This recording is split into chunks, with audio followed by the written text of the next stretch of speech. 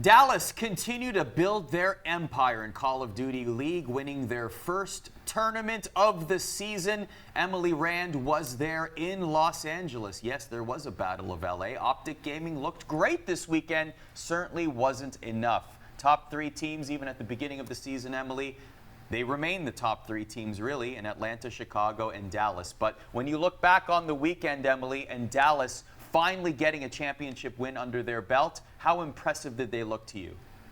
I mean, the narrative around Dallas has been really weird, I think, because of how well they were doing in scrims prior to the offseason, right? So before Call of Duty League began, it was Dallas and it was Atlanta. And everyone was like, these two teams are crushing it, and then the Huntsman is in there somewhere, we're not really sure.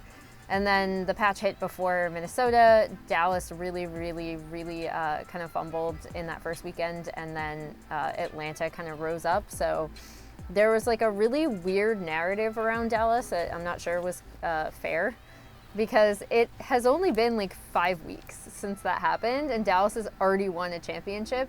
But still, every week we were going into this being like, when are Ilya and Shotzi going to show up? Like, when is this team going to come together? And I think they showed like steady improvement throughout, and for them to have already won one of these tournaments is really impressive.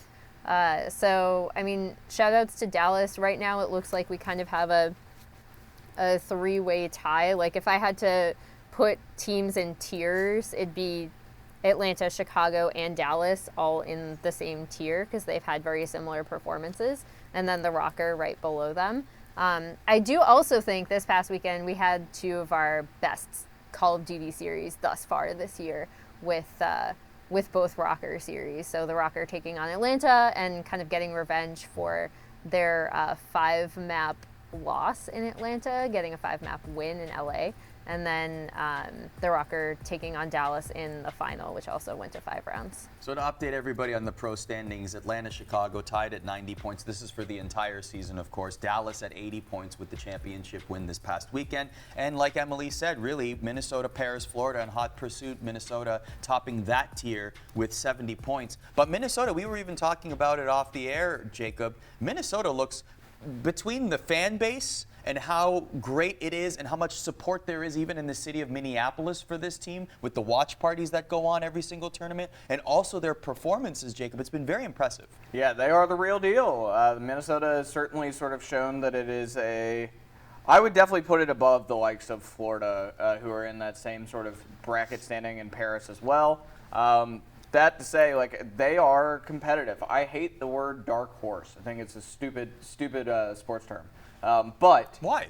I don't know, like, because people use it so loosely, right? Like they would call someone like the Rokkr the dark horse, and it's like, really? They're the 4th place team in the league. Like, come on. Like, what I would say is any given day, Minnesota can show up and they can win a series against any team in the league. And I think that's the scary part about them, is that I think that I don't rank them the same way as I do Atlanta, Chicago, and Dallas, but I think that they're incredibly competitive, and I think that come playoff time, they will continue to be incredibly competitive and show up.